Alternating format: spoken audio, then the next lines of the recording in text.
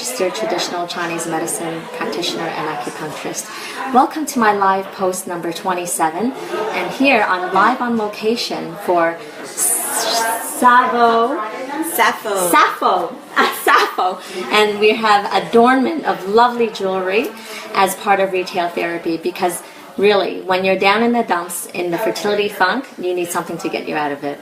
And sometimes it might be a little bit of creative art that you can wear, which this is, and I love it that it goes to a great cause called Shelva, and we'll be talking a bit more about that later. But first, I want to address this. Anytime you go anywhere, anytime you go to like Starbucks or a place like this, which is a trunk show in someone's home, there are literally over 20 people.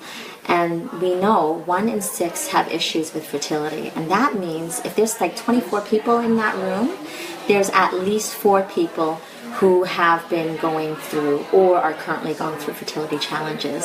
So I really want you to know and get that you're really not alone in this journey. And again, sometimes you just need a little break from this funk. And so here we are tonight. And speaking about having at least 4 people in the room, well, 2 of us here have had issues, and I'm so pleased and really proud that Amira is going to be a guest here and going to tell us a little bit about her story, which will hopefully have you see that or provide you some hope that there is a possibility in your journey to parenthood. So I want to welcome Amira. Thank you for coming. Thanks, Mary. Thanks for having me. It's a pleasure. So tell me about your journey. So and you are not alone, let me tell you, about 7 years ago, my husband and I were dealing with secondary infertility. So we had conceived our daughter effortlessly, and we were trying for number 2, and it wasn't working like it did with her. And I was the anxious type, and it didn't take too long before we were actually at the fertility clinic. So at about the 4-month point, we were there, and they were willing to work with us. They thought we had shown up a bit early, and they did a bunch of tests. I, did the monitoring, the cycle monitoring, and they discovered that we were dealing with male factor infertility and suggested that we go and pursue IVF with ICSI. So that's what we did. So let's just wait for a second. So IVF, for those who do not know, is in vitro fertilization, and basically you take the eggs out of your body by first stimulating it with hormone drugs, because what they want to do is maximize the number of eggs to retrieve, where they take it out of the body and fertilize it on a petri dish and then put it back in the body. And in this case, ICSI, which also means where they take 1 sperm at a time and they inject it into an egg to help fertilization process. So that's what Amira did. Let's hear more. Yeah, so we did that, and it was a long process. It took over, I'd say, about a month, and in the end, we transferred 2 embryos, and we have twins. So it's a very positive story. They're now almost 7 years old, a girl and a boy. So my story is quite hopeful, but I can't take away the despair and the heartache that I felt going through the struggle when we were trying to conceive, and it wasn't working in the time when I wanted it to work. So it's a hopeful story, and it's kind of pushed me into the area of work that I do now, which is also helping other women get pregnant. So tell us a little bit more about what you're doing. So I'm a fertility counselor, and I have a private practice, helping couples get pregnant, and I run a group for women who are struggling to deal with the emotional impact. It's a mind-body fertility group, and it's run out of various locations in Toronto. Yeah, so I'm very passionate about the work because I know how difficult it is to go through, and I don't really remember there being a lot of emotional support as I was going through the journey. Because it's such a lonely private process, right? Totally. So let's add to that. But your background is in counseling. Yeah, so I do. I have a master's in social work, and through my work, I have kind of focused on helping women with, incorporating mind-body techniques. So learning to breathe and work with their body and relax themselves in different ways to help reduce the level of stress. So speaking of reducing stress, we're back to being at a shopping event. Retail therapy. That's a huge one. Exactly. And that's the name of this topic.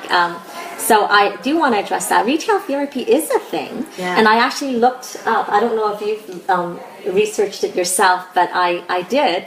And there are some research articles on that. And, one of the things that I found fascinating, and I think this really is relatable because, again, this is wearable art pieces. And when you look at art, it can be something that you can produce some calm because you can identify with it, and it can even be something of a meditative thing because certainly, as we all know, going through fertility is such a challenge, and just to have that little moment of escape, even if it's moments at a time, that can help temper it, right? It's also like it can be a grounding, something to ground you. So if you're wearing like a bracelet with a stone on it, and you find yourself off in thoughts and busy thinking, and then you see the stone, it can bring you back to the moment. Absolutely. And even the act of actually shopping itself. So we're here in a jewelry setting, but it could be other things as well. I mean, even people that are working on a kitchen rental, for example. So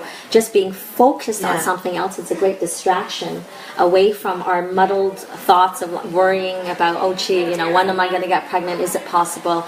It seems hopeless. So it is a way to get around it. And this is again the venue about jewelry, but really can be anything as long as you're not breaking the bank, especially if you're like in between IVF cycles and you're trying to save up money to go for your next round anyway. So it's not about breaking the bank, but certainly some kinds of therapy. And I found that even during times of recession, one of the things, alcohol is one, but makeup is another where people actually buy more of during times of recession. So I'm not talking about monetary recession, but certainly in the way of fertility, it's like, okay, what can we buy that makes us feel a little better and not break the bank? So jewelry can be one. Self-care. Self-care, absolutely. But like even things like lipstick. I'm talking more like regular retail, but absolutely and you are proponents of health, right? So that's definitely a big thing to go through.